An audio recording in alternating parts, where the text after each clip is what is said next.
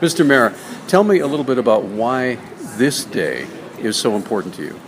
Well, this really completes the substance of this entire litigation, right? So we have finally a deal that allows us to move forward, and it allows us to do it in such a way that there won't be inconvenience to customers. I have always held that running a water system is not my area of expertise, so we need that expertise. And what this agreement does, in no small part, is provides that expertise, that opportunity for smooth transition, and finally for ownership. We get to take possession, we get to operate the system, we get to move on.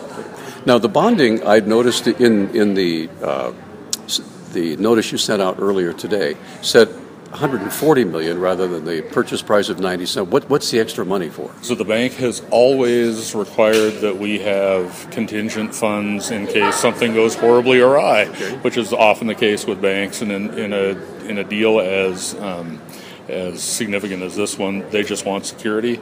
Our intention is to pay our bills, move on to long-term debt, and not pay interest on that additional money. So on the short-term debt, how long do you have to pay that off? Well, we have up to 3 years, but we can issue long-term debt after 18 months. Okay. Now, about the Mountain Water employees.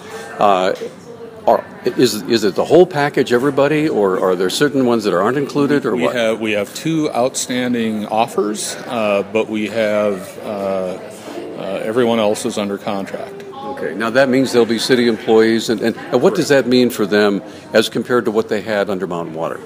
Well, what we did is that we engaged in negotiation with those individual employees through attorneys, and our promise to make them whole based on the fact that they have signed those contracts seems to be fulfilled.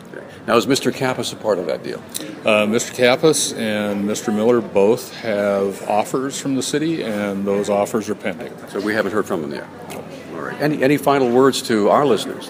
I appreciate the tremendous patience and support the community's shown. I recognize this has been a long haul, but as I suggest, long after we're gone, this will matter to Missoulians, and this is likely the most significant piece of business that the city has done in a very long time. Would you say that this is probably, in your years as mayor and however many long more you have, that this will be your biggest legacy that you'll leave behind? Well, this is.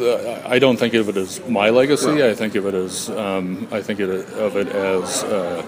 A benchmark for Missoula and a turning point. Really, the fact of the matter is that we are the only municipality in the state that doesn't control its water system, and you don't have to look.